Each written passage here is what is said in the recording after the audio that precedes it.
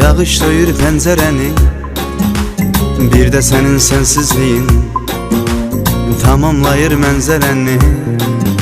Əsir yenə səsli külək, yağış doyur pəncərəni, bir də sənin sənsizliyin tamamlayır mənzərəni. Külək mənim arayımdır, yağış sənin göz yaşındır. Gəlmə mənim harayıma, məni başından daşındır. İstəmirəm keçmişimə, səni təzə unutmuşam. Sən çıxıb gedən gündən mən özümə qayıtmışam. İstəmirəm keçmişimə, səni təzə unutmuşam.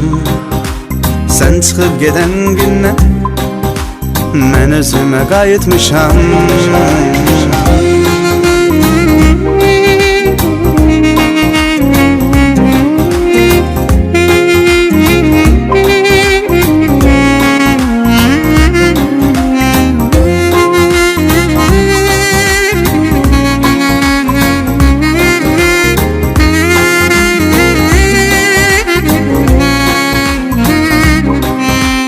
Her şeyi koy bir kenara, məni bir anlıq al nəzərə.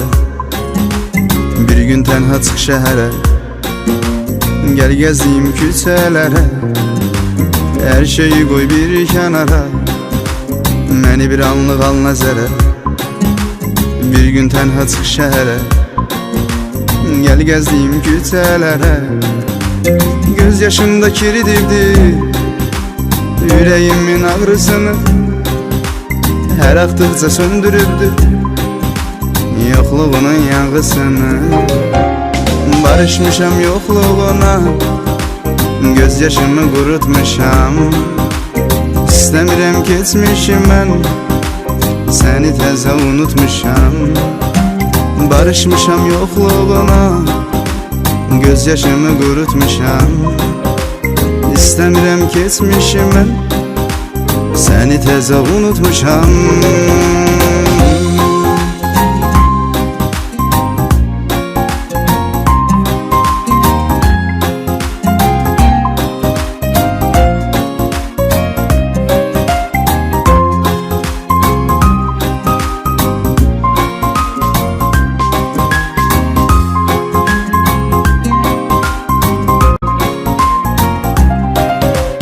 İstəmirəm keçmişim mən, səni təzə unutmuşam.